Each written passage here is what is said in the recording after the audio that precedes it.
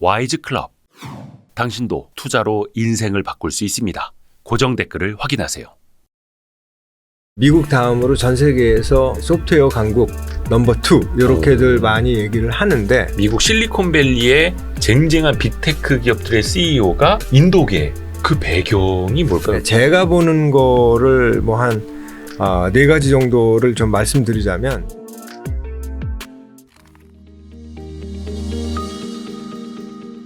근데 많은 사람들이 주목을 하는 게 인도는 특히 IT 기술이 많이 발달돼 있다라고 알고 있잖아요. 네. 실제로 그렇습니까? 수준이나 이런 게 어때요? IT하고 소프트웨어 그 강국이거든요. 네. 미국 다음으로 전 세계에서 이제 소프트웨어 강국 넘버 2 이렇게들 많이 얘기를 하는데, 근데 거기서 얘기하는 그 IT 강국이라는 의미는 조금 좀 구별해서 보셔야 됩니다. 그러니까 우리나라 같은 경우에는 IT 강국 할 때 우리나라는 하드웨어의 강국이잖아요. 그쵸. 근데 반도체부터. 인도는 하드웨어의 강국이라기보다는 소프트웨어의 강국이다. 이렇게 이해를 하시면 되겠고요. 네. 그래서 이제 소프트웨어 개발자들이 어마어마하게 많은 거고, 이런 어떤 그 IT하고 소프트웨어가 인도 전체 GDP에서 차지하고 있는 비중이 한 7.4% 정도 되거든요. 예.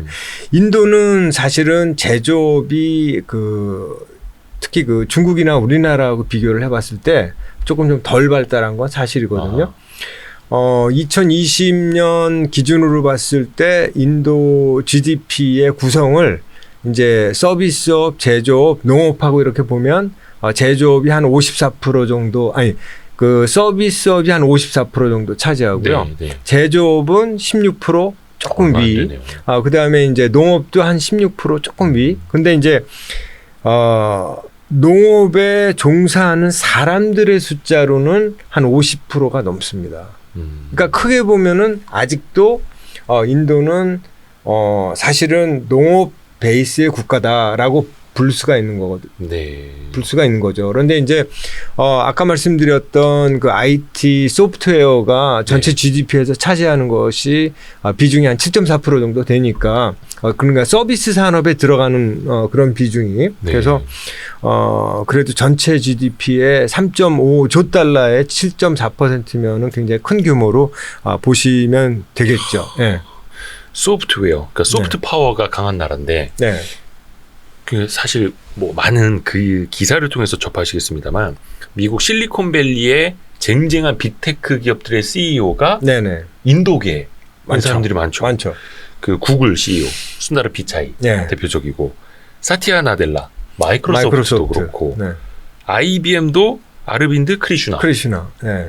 그 다음에 어도비 네. 우리 포토샵 프리미어 쓰고 있는 산터누 나라얀. 나라얀인가요? 네, 나라얀.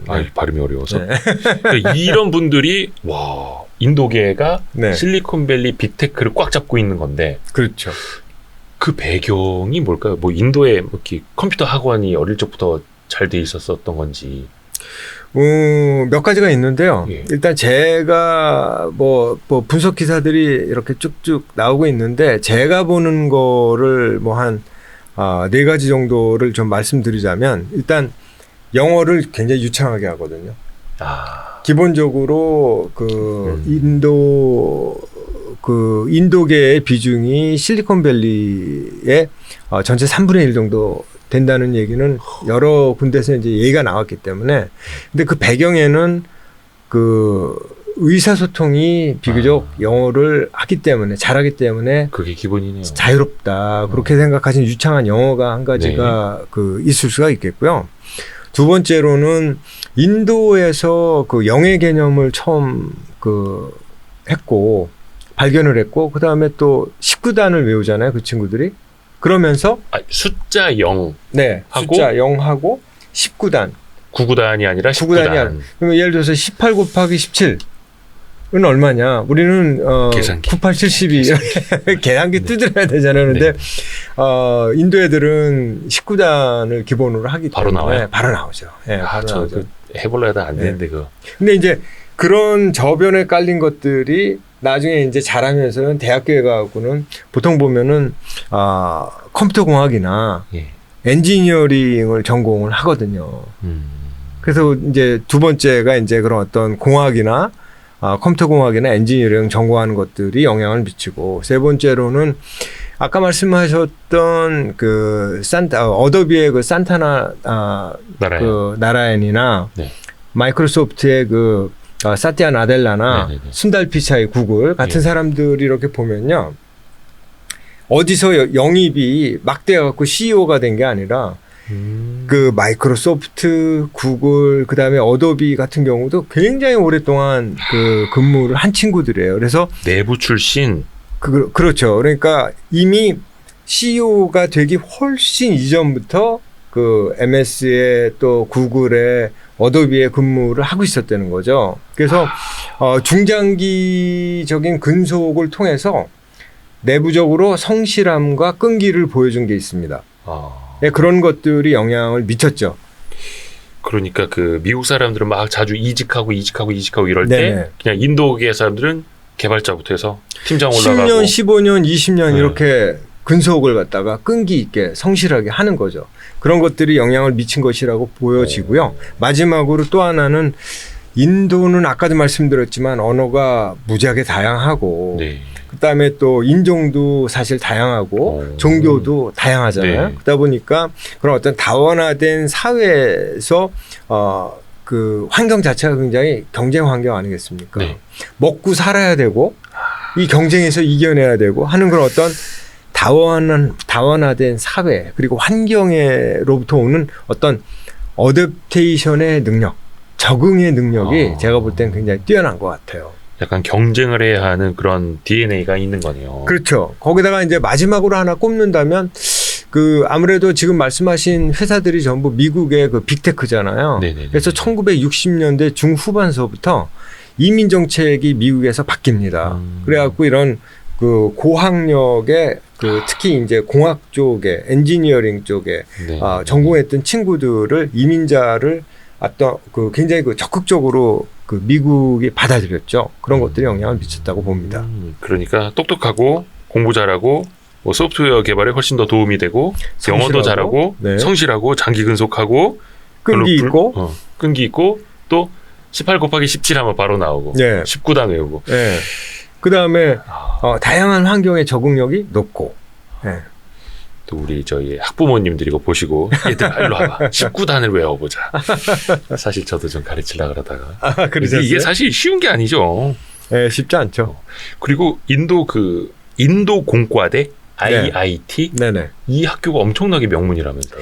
IIT가 이제 독립 후에 예. 인도를 발전시켜야 되는데 어디서부터 시작할까 하다가 네루 총리가 초대 네. 총리잖아요. 네. 그 네루 총리가 이제 설립을 하기 시작했던 그러니까 인디언 인스티튜트 오브 테크놀로지 인도 공과대가 거기서부터 이제 유래가 됐다고 보시면 되겠고요. 네.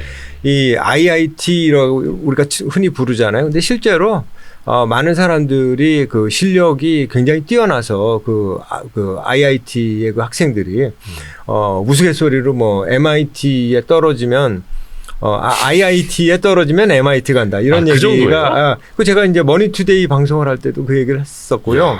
그럴 정도로 실력이 뛰어난데 그러다 보니까 어떤 것들이 MIT 있냐면 그까이 거 막 이러면서 그러니까요. 그런 것도 있고 그다음에 그 라자스탄이라는 북서쪽에 그 주가 하나 있는데 거기에 코타라는 도시가 있어요. 네. 그 코타라는 도시는 그냥 쉽게 얘기해서 학원 도시입니다.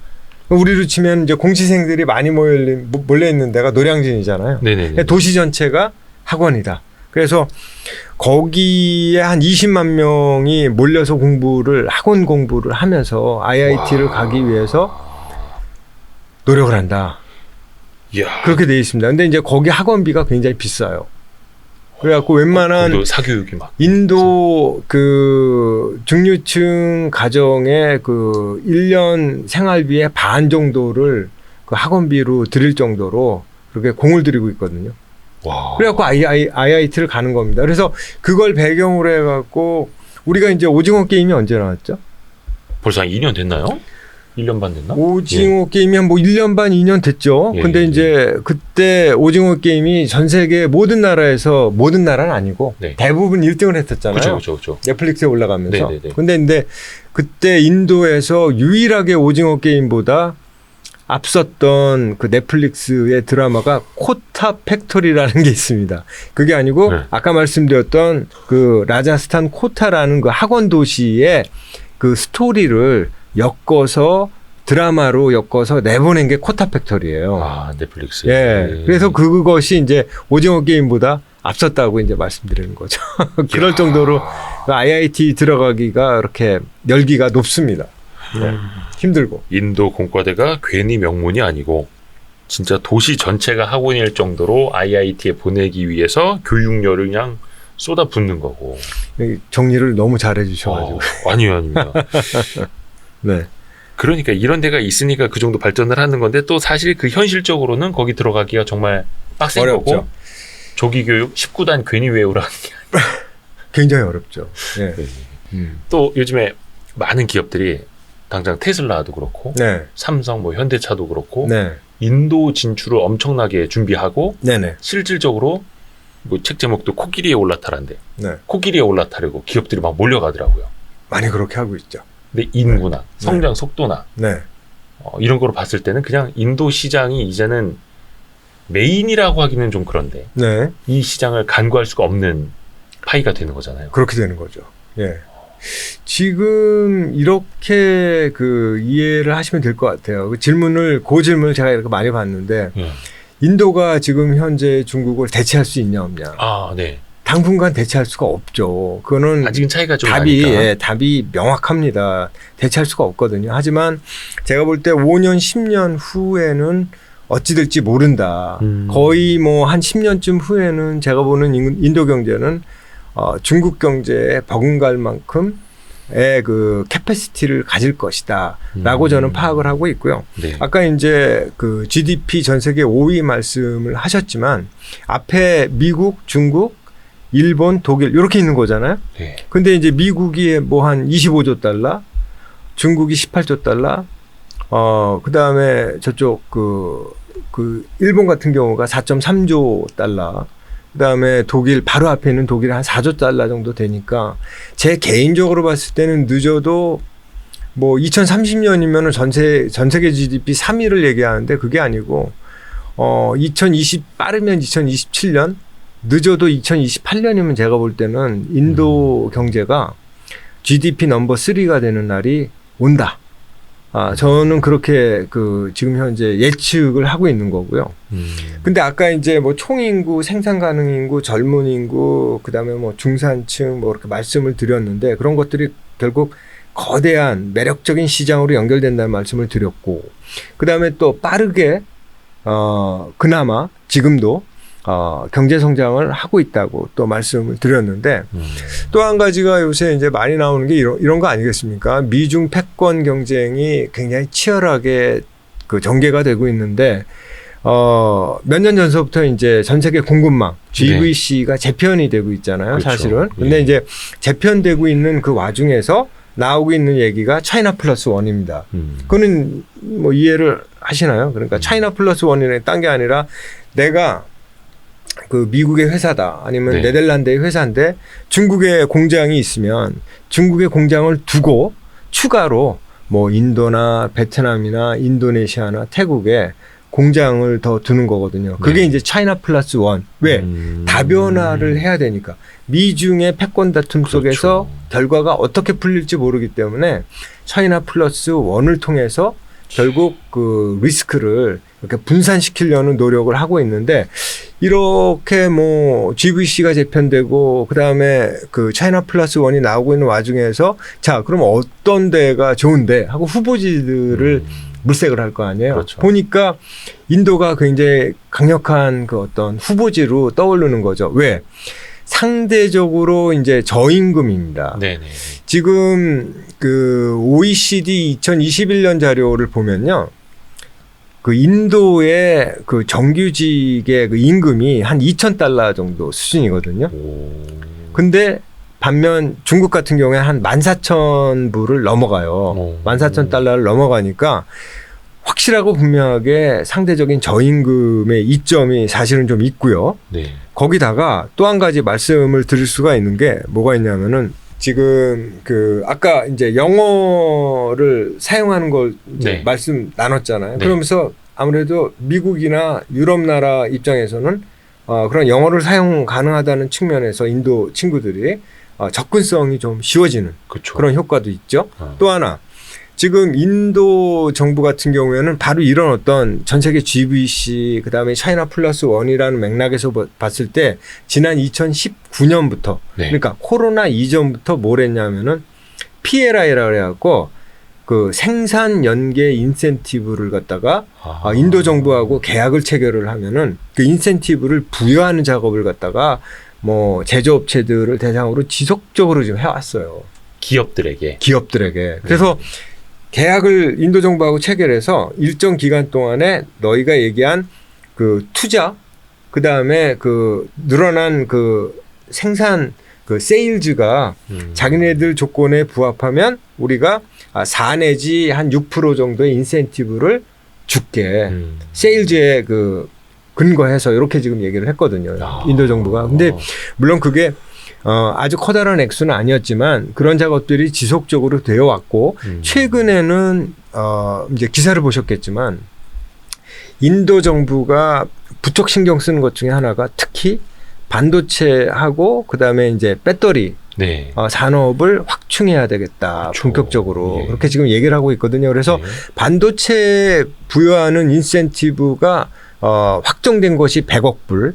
네. 자, 그럼 100억 불이면 한 13조 원 정도 되잖아요. 인도 근데 정부에서만 주는 게요? 인도 정부에서만 주는 게. 그런데 그것은 이제 확정된 것이고요. 예. 최근에 나오는 뭐 그 TOI 그러니까 타임스 오브 인디아나 뭐 비즈니스 익스프레스나 그런 인도발 기사들을 보면 네. 300억 불까지 그 인센티브가 반도체만 주는 인센티브가 300억 불까지 한 40조 원 정도 되는 거잖아요. 예.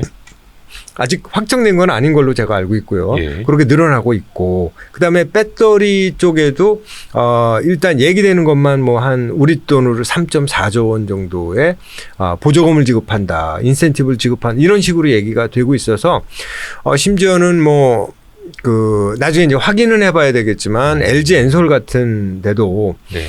자 그럼 이참에 우리가 인도에다 배터리 공장 하나 세워볼까 하는 그런 얘기가 왔다 갔다 논의가 왔다 갔다 하는 걸로 제가 알고 있거든요. 그러니까 시장이 있고 그렇죠. 거기에 고성장하고 있고 그렇죠. 제조업 임금 굉장히 싸고 네. 근데 또 정부가 인센티브 보조금까지도 막 주고 지급하고 있고 세제 혜택도 주고 있고 부여하고 있고 또 영어도 그렇잖아요. 통하고 영어도 안 갈 통하고. 이유가 없네요. 거기다가 이제 우리가 흔히 인도를 체제를 기준으로 얘기할 때는 네. 전 세계 최대 그 민주주의 국가 이렇게 표현을 하잖아요. 인도요? 인도를 예. 지금 유권자가 한 9억 명 정도 됩니다. 그러니까 투표를 할 수 있는 그래, 나이대가 투표를 할 수 있는 유권자 수가 9억 명이 넘기 때문에 실제로 최대 민주주의 국가가 맞죠. 근데 이제 이거를 예를 들어서 아까도 말씀을 드렸지만 중국하고 이제 비교를 하면 좀 쉬워지니까 중국은 사회주의 내지는 이제 공산주의 국가인데 네. 거기서 요즘 요 몇 년 새에 보여지는 여러 가지 움직임을 보면 사실은 뭐 공동부유라든지 최근에 뭐 반간첩법이라든지 이런 그렇죠. 것들이 그러니까 나쁘게 보기 시작하면 부정적으로 보기 시작하면 내가 과연 저기서 기업 활동을 갖다가 원활하게 잘 할 수 있을까 하는 그런 생각들을 할 수밖에 없는 예. 그런 상황들이 이제 그렇죠. 나오고 있는 거죠. 리스크가 너무 크죠. 거기다가 지난 실제로 뭐 예를 들어서 뭐 마윈 회장을 보거나 아니면 텐센트의 케이스를 보더라도 야 이거 정말 만만치 않다. 잘못했다가는 잘못했다가는 훅 간다. 예. 진짜 한 방에 훅 간다. 그쵸. 뭐 이런 식의 생각을 할 수가 있는데 네. 그런 면에서 봤을 때는 아무래도 기업 입장에서의 어떤 친기업 환경이라는 것이 네. 아무래도 중국보다는 상대적으로 낫다. 원활하게 기업 활동을 할 수 있는 여건들이 이렇게 지금 생각을 할 수가 있는 것 같고요. 하지만 그럼에도 불구하고 인도도 만만치만은 않습니다. 예를 들어서 뭐 나중에 이제 제가 말씀을 드리겠지만 중국 기업들은 계속 꼴밤 때리고 있고요. 그 다음에 네. 정책적으로 제한을 인도가 중국 기업을요. 예, 제한을 많이 가하고 있거든요. 예, 그래서 예. 그것도 사실은 최대 민주주의 국가가 인도라고 하지만 전체적으로는 사실은 그 인도가 조금 좀 뭐라 그럴까 힌두 민족주의 기반의 예. 굉장히 좀 그 통제적인 그런 모습도 없지 않아 있기 때문에 유념해서 봐야 될 필요는 항상 있다. 잊지 말자. 이런 생각을 하고 있습니다. 그냥 다 좋아 이거는 그건 아니고 아니죠. 그래도 항상 네. 우리가 또 신경 그건 써야 될 아니죠. 것도 있고